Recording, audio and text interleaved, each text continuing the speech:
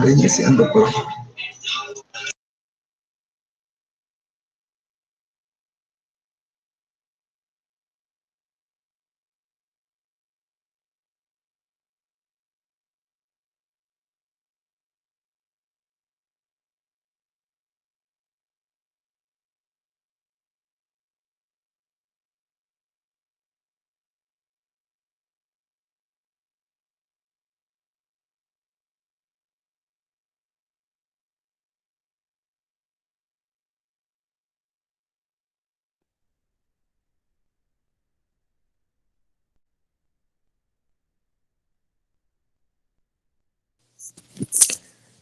Hola, buenos días. ¿Todos pueden ver mi pantalla?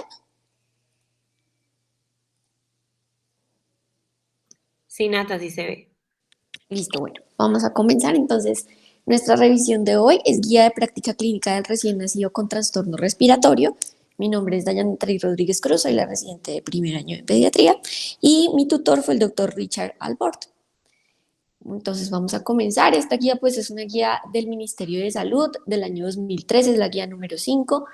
Y respecto pues a nuestra introducción de la guía, nos hablan que hay 130 millones de nacimientos cada año pues de recién nacidos, de los cuales 4 millones tienen muerte neonatal.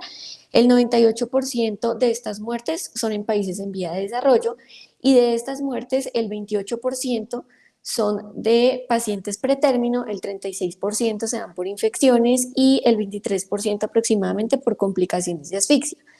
La OMS en Colombia, digamos que tenía como un registro de mortalidad de 14 por cada 100.000 nacidos vivos, más o menos para el año 2012-2013 en que se hizo esta guía, y pues digamos que una mortalidad perinatal de 23 por cada 100.000 nacidos vivos. Más o menos para el 2019, pues la razón, digamos que de muertes perinatales ha sido de 15.1 muertes por 1.000 nacidos vivos. Sí se ha visto una disminución considerable, digamos que respecto a años anteriores, debido a que se ha hecho una continuidad y se ha visto que, digamos que el implemento de guías y el implemento de algunas estrategias para mejorar todo el manejo de los pacientes de los neonatos ha hecho que sí se aumente la calidad de vida, que se aumente, digamos que la cantidad de recién nacidos de menor edad gestacional que sobreviven y pues que tienen mejor, digamos que tratamiento. Respecto al tipo de la guía, es una guía de manejo tanto de diagnóstico como de tratamiento del recién nacido con dificultad respiratoria para, digamos que los siguientes síndromes, que es el síndrome de dificultad respiratoria, la broncoaspiración de meconio, la neumonía neonatal, la taquipnea transitoria del recién nacido y la hipertensión pulmonar persistente. El propósito de esta guía era mejorar la calidad de atención en salud y la utilización racional de recursos en un cuidado clínico de los recién nacidos, teniendo en cuenta que somos un país, digamos que con bajos recursos económicos, y la idea pues de esta guía es que la mayoría del diagnóstico fuera clínico, no paraclínico, y no se retrasen, digamos que los tratamientos en los recién nacidos por algún paraclínico que en el momento no sea como de diagnóstico inicial. Y la otra era disminuir la variabilidad injustificada en el manejo diagnóstico y terapéutico de los recién nacidos, o sea, que hacer como un consenso de cómo se iba a hacer o cómo se hará el tratamiento, digamos que respecto a estas patologías que ya les mencioné anteriormente. Es el objetivo de esta guía, pues tratar una a una las patologías, digamos que darnos como un enfoque de cómo vamos a hacer en algunos casos el diagnóstico y en la mayoría pues el tratamiento. Respecto a la metodología, entonces es una guía de resultado de recomendaciones basadas en la evidencia, ¿verdad? Es una guía de recomendaciones de resultados basada en la evidencia. Está hecha a base de unas preguntas científicas y se responden estas preguntas. La respuesta a estas preguntas, la mayoría es por una revisión sistemática de la literatura. Cuando no se encontraba como tal una evidencia, lo que se hacían era tener o puntos de buena práctica o recomendaciones de expertos, y pues fue realizada por un grupo multidisciplinario para poder, digamos que darnos las recomendaciones. Nuestro primer tema en esto, entonces, es el síndrome de dificultad respiratoria del recién nacido, antes llamado la enfermedad de membrana hialina. Recordemos que es una enfermedad que se da más en recién nacidos pretérmino y pues está asociada obviamente al déficit de surfactante. Entonces, obviamente nuestras recomendaciones van a ir en pro del tratamiento de esto. Entonces, en general, toda la guía está basada en preguntas como esta, que dice que en pacientes gestantes con amenaza de parto prematuro, el uso de corticoides para la maduración pulmonar se asocia con una menor proporción de recién nacidos que desarrollan enfermedad de membrana hialina. Entonces, esta fue la primera pregunta que nos hacían, pero de esta se derivan varias y nos dan las respuestas. La mayoría, digamos que de información que vamos a tener aquí en esta presentación es las respuestas como tal y las recomendaciones que nos dan. Entonces, ¿qué nos decían? Que el corticoide antenatal, entre el límite de variabilidad de los recién nacidos pretérminos y las 33 semanas, lo que hace sí es, digamos que ayudarnos a la maduración pulmonar fetal, disminuir la mortalidad perinatal y neonatal y disminuir las pacientes, digamos, que podíamos encontrar posterior con síndrome de dificultad respiratoria. Que la indicación, digamos, que más frecuente en estos pacientes y la aplicación era en madres diabéticas, en rupturas prematuras de membrana, en embarazos gemellares o en cualquier patología, digamos que materna que pudiera afectar obviamente y tener alguna repercusión fetal. La recomendación como tal es que en una amenaza de parto prematuro entre las 26 y 34 semanas, las 26 semanas es lo que consideramos como lo que vemos acá, el límite de viabilidad, y las 34 semanas se debe administrar corticoide antenatal a la madre para promover la maduración fetal, como ya lo dijimos, para disminuir la mortalidad perinatal, disminuir la incidencia y la severidad del síndrome de dificultad respiratoria en el prematuro y algunas complicaciones y secuelas que se vieron relacionadas como la hemorragia interventricular, que siempre se debe ver que los beneficios para el prematuro son mucho mejores que los riesgos como tal para madre e hijo. Se debe tener en cuenta que la probabilidad de supervivencia en un recién nacido menor de 26 semanas o prematuros extremos son muy bajas y esto se les debe informar a los padres y que cualquier feto con más de 34 semanas no se beneficia de ninguna administración de corticoides antenatales. En cuanto a los tipos de corticoides que vamos a encontrar, entonces digamos que pues acá en Colombia tenemos dos, que son la dexametasona y la betametasona, que obviamente se administran a la mamá. Digamos que no se ha visto como una diferencia como tal en cuanto a la seguridad, ni tanto neurológica, ni para disminuir obviamente los riesgos o las complicaciones respiratorias en el recién nacido a futuro. Cualquiera de las dos, digamos que tiene una buena evidencia en cuanto a seguridad y efectividad. En cuanto a la dexametasona, tenemos que podemos usar 4 dosis de 6 miligramos cada 12 horas y la betametasona 2 dosis de 12 miligramos cada 24 horas. Esto tiene una calidad de evidencia moderada y digamos que lo que sabemos es que en Colombia se prefiere el uso de betametasona al de dexametasona. Generalmente es por uso tradicional de betametasona y porque además es el único corticoide que ha tenido como la efectividad y seguridad en tratamientos repetidos. Adicional a esto, digamos que como tal una indicación de segundo ciclo de corticoides antenatales la tenemos cuando tenemos un parto pretérmino que no se ha dado y se puede hacer, digamos que obviamente la segunda dosis 1 o 2 semanas después del ciclo original o 24 horas antes del parto, y esto sí se ha visto que disminuye la incidencia de síndrome de dificultad respiratoria en los recién nacidos. En cuanto al diagnóstico, no tenemos una evidencia que nos indique, digamos que pruebas diagnósticas claras que sean para diagnosticar el síndrome de dificultad respiratoria. Este diagnóstico se debe hacer con todo el cuadro clínico y los antecedentes perinatales. Recordemos que al principio, como les mencioné, es una enfermedad más obviamente de los prematuros. Entonces, con este cuadro clínico, pues obviamente, y con los antecedentes vamos a diagnosticarlo y no se debe retrasar nunca el inicio de tratamiento esperando ningún tipo de paraclínicos. En cuanto al tratamiento, entonces digamos que lo inicial que nos vamos a nombrar es pues obviamente el tratamiento con el surfactante. Esta pregunta lo que nos habla es de dos cosas: el surfactante pulmonar profiláctico con respecto al surfactante pulmonar tratamiento temprano. Entonces, ¿cuál es el tratamiento profiláctico? Es la administración antes de la aparición de los síntomas de síndrome de dificultad respiratoria, más o menos a los 15 o 30 minutos de vida. El paciente en ese momento todavía no va a tener ningún síntoma claro. Y el tratamiento de rescate o temprano son signos o síntomas de síndrome de dificultad respiratoria y que se haga el tratamiento en las primeras 2 horas de vida. Se ha demostrado que el uso profiláctico, digamos que sí disminuyó en riesgo de neumotórax, de mortalidad neonatal y de enfisema pulmonar, pero que no presentaba una ventaja como tal comparada con el tratamiento de rescate temprano. Por lo tanto, la recomendación que nos dan es que el tratamiento se debe hacer es con surfactante en tratamiento de rescate temprano, no profiláctico. O sea, se debe esperar que el paciente inicie con síntomas para hacer el tratamiento en las primeras 2 horas de vida. Respecto a este tratamiento, entonces, como tal, una evidencia, digamos que respecto a una evidencia directa respecto a cuáles las indicaciones para aplicación de la primera y segunda dosis de surfactante no se tiene como tal, pero se tienen evidencias indirectas. Y lo que dice es, la primera recomendación, ya la vimos, aplicación temprana de primera dosis terapéutica, o sea, cuando el paciente ya tiene síntomas. ¿Cuándo se hace esto? En recién nacidos pretérminos menor de 1000 gramos que requieran intubación en la sala de reanimación, que en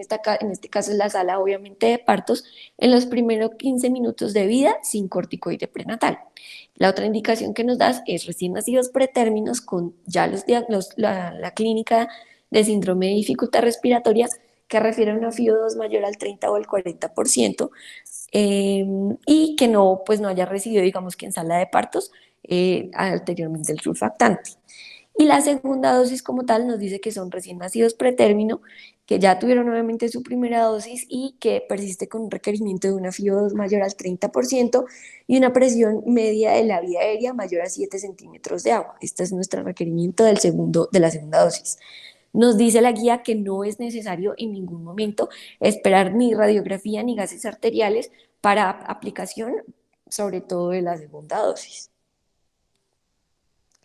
En cuanto al surfactante que nos hablan, pues no existe una evidencia, digamos, que nos haga una diferencia entre usar Survanta y Coresoft, que el Survanta sabemos pues que viene obviamente de derivados bovinos y el Coresoft de derivados porcinos. No hay como una evidencia, digamos, que diferencia entre los desenlaces críticos para estos dos, que son surfactantes naturales. Lo que nos dice es que en recién nacidos pretérminos que requieran de una segunda dosis se va a recomendar que se haga a las 4 o 6 horas después de la primera dosis. Y lo que sí tiene evidencia es que el uso de surfactante natural versus el uso, digamos, de surfactante sintético sí mejora el efecto, digamos, que de disminución de mortalidad e incidencia en neumotórax. Por lo tanto, el que se usa y el que se recomienda es usar surfactante natural. Cualquiera de estos dos, pues ya vimos que no tiene ninguna diferencia como tal. Y la dosis que nos recomiendan en la guía es una dosis de 100 miligramos por kilo en cualquiera de los dos. Digamos que aquí hemos visto y lo vemos en la práctica clínica que la dosis puede ser de 100 a 200 miligramos por kilo, pero en la guía nuestra recomendación inicial es de 100 miligramos por kilo. Bueno, continuando con el tratamiento, entonces aquí ya nos hablan más de la parte, digamos que del soporte ventilatorio que vamos a tener en nuestro paciente. Aquí hablamos que el CPAP nasal temprano, o sea, usar CPAP en los niños cuando, digamos que para la estabilización, sí redujo el número de recién nacidos pretérminos que fueron intubados y requirieron ventilación mecánica y surfactante. Digamos que no hubo una diferencia como tal entre usar CPAP solo y hacer una combinación entre CPAP y surfactante. En los desenlaces críticos no hubo como tal, digamos que ninguna intervención. Que la aplicación temprana de surfactante, o sea, apareciendo los primeros síntomas y en las primeras 2 horas de vida, seguido de extubación a CPAP nasal, sí nos va a disminuir la necesidad de ventilación mecánica, las dosis adicionales de surfactante pulmonar y la incidencia de neumotórax. Entonces, nuestra recomendación es acá, obviamente, usar, digamos que solo CPAP, si no vemos diferencia entre CPAP y CPAP más surfactante, pues digamos que en aras de digamos que de los recursos que tenemos se debe usar CPAP solo para estabilizar al paciente. Y nuestra otra recomendación es, digamos que el manejo en el recién nacido con los signos y síntomas de síndrome de dificultad respiratoria es iniciar estabilización con CPAP nasal, seguida de la administración temprana de surfactante, acuérdense que es terapéutica, no profiláctica, y extubación a CPAP nasal. Esta es, digamos que la técnica que vamos a usar, que es la técnica que se usa en la parte, digamos que occidental, que es el INSURE, y lo que nos van a comparar en esta guía como tal es INSURE versus ventilación convencional. Entonces, lo que nos dicen es que la estabilización y manejo inicial de CPAP nasal, seguido de aplicación del surfactante con posterior extubación de CPAP nasal, es la recomendación que tenemos, digamos que para el tratamiento en estos pacientes. Sí se ha visto que el uso de Ensure nos ha disminuido la incidencia de displasia broncopulmonar, digamos que a largo plazo, tiene una evidencia de alta calidad para reducir la frecuencia de desenlaces moderados como la necesidad de ventilación mecánica y la incidencia de síndrome de escape de aire como son neumotórax y neumomediastino. La indicación de usar Ensure es en recién nacidos pretérmino que respiran espontáneamente y presentan obviamente los síndromes del síndrome de dificultad respiratoria. Pues obviamente porque en este caso vamos a usar CPAP y sabemos que este es un modo de ventilación que requiere obviamente que el paciente tenga respiraciones para poder utilizarlo. Respecto pues a la ventilación que podemos usar, entonces lo que nos dice la evidencia es que no muestra una diferencia a favor entre la ventilación sincronizada en la incidencia, digamos, como tal de fugas que son los neumotórax y la duración de ventilación. Entonces, pues digamos que lo que sí sabemos es que la ventilación sincronizada es la única que sí nos va a disminuir como estas fugas y duración en la ventilación. Y respecto a los objetivos gasométricos que vamos a tener en un paciente con ventilación, no existen unos datos derivados como tal de ensayos clínicos que lo aporten, pero se hicieron como protocolos por consenso de expertos respecto a los estudios fisiológicos y al raciocinio fisiopatológico que tenían los pacientes, y los objetivos gasométricos se dejaron como una normoxemia con unas presiones de 50 a 60 milímetros de mercurio para recién nacidos pretérmino y de 50 a 70 milímetros de mercurio para recién nacidos a término con una normocapnia en sangre arterial con unas presiones de 35 a 50 milímetros de mercurio y con un pH en un recién nacido pretérmino mayor a 7.2 y en un recién nacido a término de 7.25 a 7.45. Son como las indicaciones pues para ver obviamente la estabilidad de los pacientes cuando están con este síndrome y que les tenemos o requerimos algún tipo de ventilación. No existe como tal una evidencia de buena calidad que nos permita como diferenciar entre la ventilación no invasiva respecto a la ventilación convencional en los desenlaces críticos de estos pacientes. Digamos que solo se usa como, digamos que como para poder hacer esta comparación, solo se puede hacer como en estudios clínicos porque realmente no hay como una investigación clara respecto a esto. Y lo que sí tenemos es que se encontró como una evidencia que proviene pues de un único estudio clínico para definirnos cuáles son como los criterios de extubación en los pacientes, digamos, que requerían ventilación con este síndrome. Y lo que nos dice la guía es que debemos cumplir con todos los criterios que vemos aquí para poder hacer la extubación, que es la estabilidad clínica, la mejoría de la radiografía de tórax respecto a la inicial, una evidencia de adecuada respiración espontánea, gases arteriales estables con una saturación de oxígeno dentro del rango apropiado, que tengamos una FiO2 menor del 40%, una frecuencia ventilatoria mecánica menor a 20 respiraciones por minuto y una presión media de la vía aérea menor a 6 centímetros de agua. La otra recomendación que nos hacen es respecto a la cafeína. Entonces lo que nos dicen es que se vieron análisis secundarios respecto a un experimento de administración profiláctica de cafeína, en lo que se encontró que en los recién nacidos prematuros que tenían ventilación mecánica asociada al síndrome de dificultad respiratoria, los sujetos que tuvieron asignación a la cafeína sí tuvieron, digamos que fueron extubados exitosamente, con menor frecuencia de reintubaciones y con una aparente reducción en la incidencia de oxígeno dependencia posterior. Por lo tanto, la guía lo que nos recomienda es que el uso de cafeínas en los recién nacidos se den pretérminos intubados de muy bajo peso, con un riesgo de desarrollar, digamos que a futuro, una displasia broncopulmonar en quienes se planifique la extubación endotraqueal y pues se hace para disminuir la falla de reintubación y la incidencia de displasia broncopulmonar. Respecto a la extubación, entonces lo que nos dicen es que,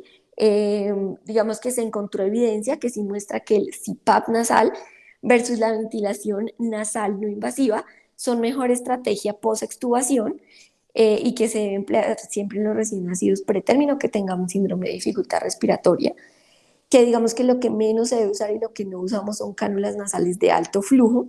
y que en los recién nacidos pretérminos menores de 1250 gramos, que se use soporte, pues que haya requerido soporte ventilatorio. La idea es que se use soporte con ventilación mecánica nasal no invasiva en vez de usar CPAP nasal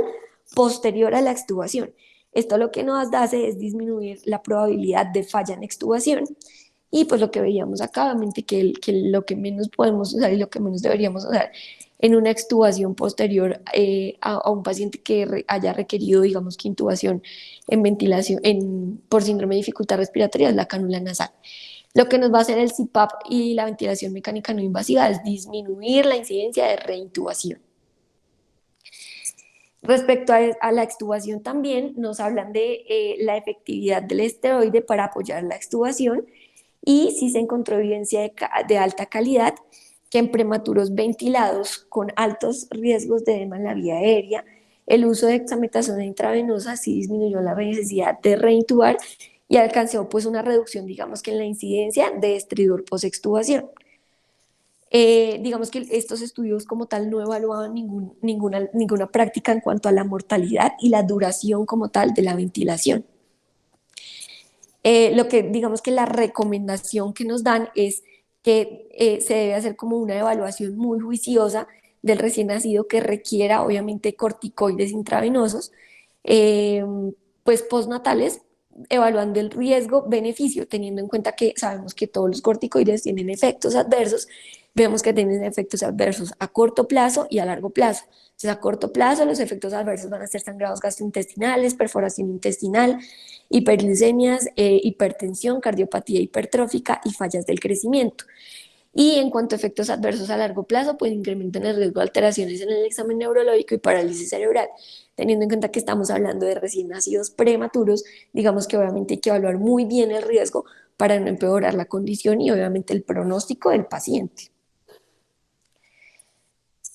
Bueno, entonces digamos que nuestro segundo tema en este caso era el síndrome de aspiración de líquido amniótico teñido de meconio, que le conocemos como SALAM. En este caso, las recomendaciones, ¿cuáles son? Lo primero que nos decían es que anteriormente, digamos que lo que alguna vez se pensó en hacer era aspiración oro-nasofaringea intraparto, y digamos que ahora pues se ve que digamos que no tiene ninguna diferencia entre hacer aspiración intraparto o aspiración, digamos que ya cuando estamos adaptando al recién nacido, no hubo ninguna diferencia entre mortalidad, por lo tanto no se hace ni se recomienda hacer la aspiración intraparto, que es como la vemos acá. Y lo que dicen es que digamos que la aspiración va a depender de cómo esté el paciente y la clínica del paciente. Entonces, si es un paciente meconiado, pero está vigoroso, si se llega a hacer algún tipo de aspiración, se debe hacer aspiración, digamos que cuando lo hacemos en la adaptación, y cuando un paciente está no vigoroso, es la única indicación que vamos a tener, digamos que ahora, para hacer una recomendación de aspiración a través de intubación endotraqueal. De lo contrario, no se debe hacer intubación endotraqueal para hacer aspiración de meconio. El tratamiento, pues digamos que inicialmente sabiendo que en estos pacientes obviamente van a ser pacientes post-término generalmente o pueden ser pacientes a término, y que el meconio obviamente tiene efectos secundarios pues bastante complicados, como ya lo conocemos, que es la neumonitis química, que nos puede hacer repercusiones en la hipertensión pulmonar persistente. Entonces digamos que el tratamiento generalmente en los pacientes que realmente sí tengan una aspiración de meconio, vamos a requerir un soporte ventilatorio. Respecto al soporte ventilatorio, digamos que las indicaciones que nos dan es para ventilar a un paciente son las mismas indicaciones en falla ventilatoria y son un consenso que se hizo, no es como tal una guía o un ensayo que se haya hecho para, digamos, que dar este tipo de parámetros, que es una PaO2 del menor a 50 milímetros de mercurio con una saturación de oxígeno menor al 92%, que requiere una FiO2 mayor al 70%, que es una FiO2 bastante alta, una PCO2 mayor al 60 milímetros de mercurio y apnea clínicamente significativa o deterioro clínico determinado pues, obviamente por la práctica clínica. Se encontró que no hay evidencia publicada que compare la efectividad y la seguridad de usar CPAP y ventilación mecánica convencional. Entonces, digamos que lo que hacemos es que inicialmente y en todo paciente, según el estado fisiológico en el que se encuentre, se va a iniciar la ventilación mecánica. Lo que se recomienda y lo que dicen las guías es que iniciamos con ventilación mecánica convencional. Eh, digamos que la idea es buscando una adecuada oxigenación con las presiones inspiratorias y medias más bajas posibles para disminuir el riesgo de barotrauma. Cuando esta modalidad de ventilación mecánica convencional nos fracase y aumenta los requerimientos de parámetros ventilatorios, pensamos ahí, digamos que sí, en usar una ventilación de alta frecuencia, que es lo que conocemos como BAFO. Y lo que se ha visto es que aproximadamente en los estudios que encontraron y en la evidencia que se encontraba la guía es que el 30% de los niños que tienen síndrome de aspiración de meconium han sido o han requerido manejo por ventilación de alta frecuencia, o sea que es bastante frecuente que esto se den los niños teniendo en cuenta el porcentaje. El surfactante, pues uno digamos que creería que solamente se usaba en la parte de déficit de surfactante o en la enfermedad de membrana hialina, pero también se puede usar obviamente en síndrome de aspiración de líquido meconiado, teniendo en cuenta que el meconio lo que nos va a hacer es hacer consumo del surfactante. Hay una revisión, digamos que sistemática de experimentos, que lo que nos dice es que el uso de surfactante disminuye la necesidad de ECMO, pero no nos disminuye otros desenlaces críticos, por lo cual la indicación como tal es un compromiso pulmonar homogéneo y que tenga una falla respiratoria refractaria del tratamiento, que el tratamiento en nuestro caso anteriormente era pues obviamente iniciar la ventilación. El recién nacido con este síndrome no requiere de surfactante de rutina. La aplicación máxima son 4 dosis en un intervalo de 6 horas y no se deben hacer lavados broncoalveolares con surfactante exógeno porque no tiene una evidencia clara de que haya una disminución como tal ni en la mortalidad ni en los efectos ni en los eventos críticos, digamos que en estos pacientes. Entonces no se debe pues como sobreutilizar este recurso. Respecto al antibiótico y teniendo en cuenta que obviamente nos va a causar una neumonía y una neumonitis química, entonces no vamos a usar de profiláctico el antibiótico, solo se debe usar cuando sospechamos de alguna infección intramiótica o una infección materna como la corioamnionitis materna, fiebre materna, taquicardia fetal, una ruptura prematura de membranas de más de 24 horas con una falla ventilatoria que requiera pues obviamente soporte como tal. Y respecto al ECMO, esta es como nuestra última medida en estos pacientes. La recomendación que nos dan y lo que nos dicen es que, digamos que el ECMO sí tiene como una evidencia y digamos que se usa en insuficiencia cardiorrespiratoria con falla a cualquier tratamiento convencional y es como nuestra última indicación. Se dice que es sin mejoría del tratamiento con ventilación de alta frecuencia, o sea, el paciente ya debe estar en alta frecuencia, debe tener oxígeno nítrico inhalado y un soporte inotrópico que tenga un índice de oxigenación mayor de 40. Si tenemos cualquiera de estos, digamos que ya pensamos pues obviamente que el paciente requiere como nuestra medida de salvamento que sería el ECMO. Respecto a la neumonía neonatal, pues obviamente es una patología que ya sabemos que es más infecciosa. Esta patología también tiene consumo de surfactantes, se puede dar en cualquier edad gestacional y pues obviamente tiene su diagnóstico clínico respecto a los antecedentes maternos, la clínica de falla respiratoria del paciente. Lo que nos dicen es, y digamos que la recomendación que nos da la guía es que no hay una evidencia a favor o en contra del uso de surfactante en recién nacido con una neumonía bacteriana, pero hay una recomendación de expertos de la Sociedad Canadiense de Pediatría, pues basados en el análisis de subgrupos experimentales, que nos da como digamos que una indicación de la recomendación de surfactante, que es el uso en neumonías con un índice de oxigenación mayor a 15 y que se debe usar en recién nacidos con neumonía y falla respiratoria que digamos que tengan una evidencia clínica, pues obviamente y radiológica de consumo de surfactante. No es algo que se use como tal de tratamiento convencional. La guía como tal no nos habla en este caso de tratamiento antibiótico, pues porque obviamente es otro manejo como tal, nos habla más del soporte ventilatorio. En cuanto al soporte ventilatorio, no hay unos criterios como tal para intubación, sino los criterios que se usan son los mismos de falla ventilatoria. Son retracciones intercostales, supraclaviculares, supraesternales, quejido, una frecuencia respiratoria mayor a 60 respiraciones por minuto, una cianosis central, apnea intratable, disminución de la actividad y movimientos, una PCO2 mayor de 60 milímetros de mercurio y una PO2 mayor de 50 milímetros de mercurio, o saturación de oxígeno menor al 80% que requiera una FiO2 al 100% y un pH menor a 7.2. Vemos que obviamente tenemos criterios tanto clínicos como paraclínicos para pensar obviamente en la intubación traqueal de estos pacientes. Respecto a la taquipnea transitoria del recién nacido, pues digamos que es una patología que vemos más frecuentemente, lo podemos ver en recién nacidos más a término. Generalmente digamos que lo que nos indican acá es que sabemos que se da por una mala reabsorción en el líquido pulmonar al nacimiento o al nacer del recién nacido. Lo que nos hablan es que, uno, la administración antenatal, digamos que de esteroides, en una cesárea programada en cualquier mujer que tenga menos de 37 semanas, sí ha visto que disminuye la admisión de recién nacidos por dificultad respiratoria a la unidad neonatal, pero no afecta ni como tal la clínica de taquipnea transitoria del recién nacido,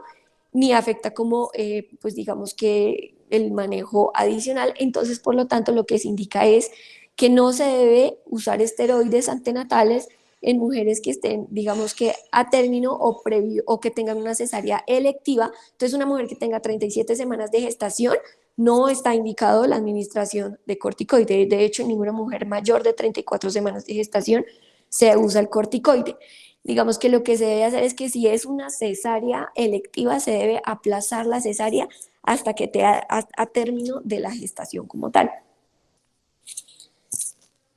El tratamiento como tal, digamos que en estos pacientes sí requieren y sí llegan a requerir, porque sabemos que generalmente estos pacientes tienen una resolución a las 24 horas de vida y pues obviamente con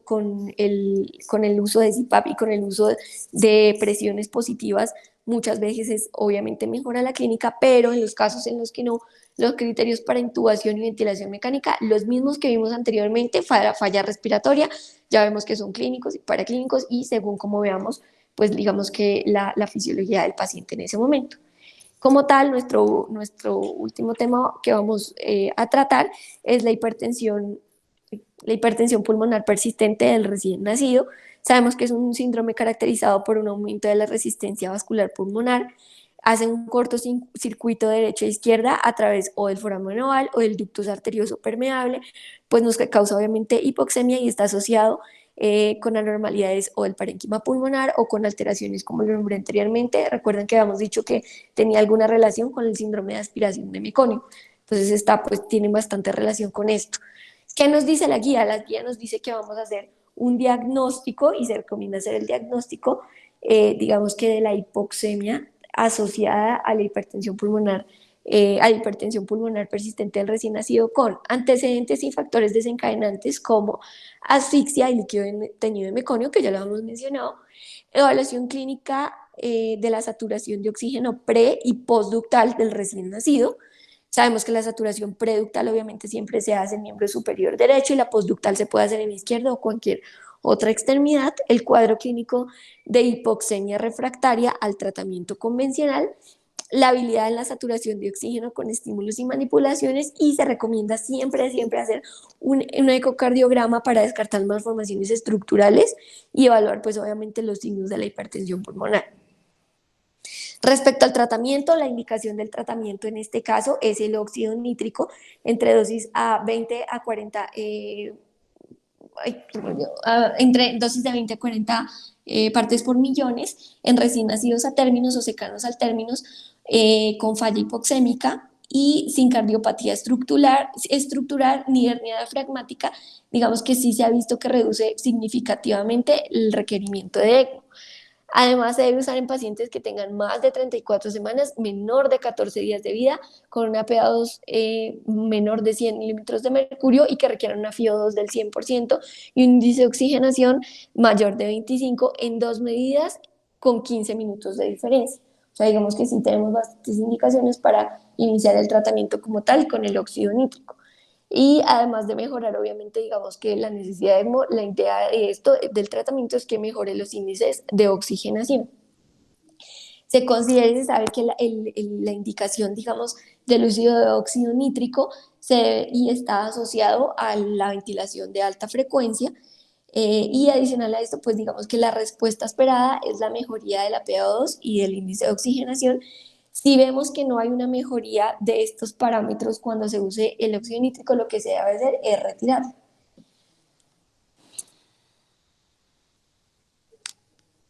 Lo otro que digamos que lo que nos indicaban en la guía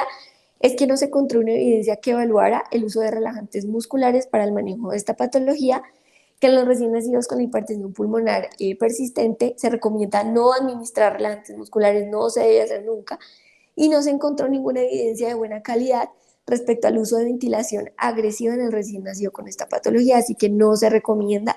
digamos que usar este tipo de ventilación, digamos que hiperventilación en estos pacientes.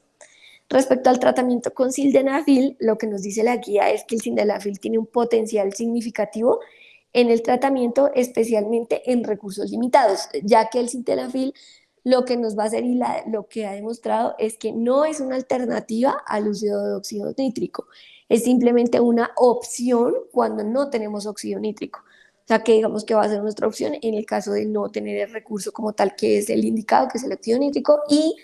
la dosis recomendada es a 1 a 2 miligramos por kilogramo dosis por 6 a 8 dosis. Digamos que esta era como tal la revisión que teníamos muy específica de nuestra guía de práctica clínica.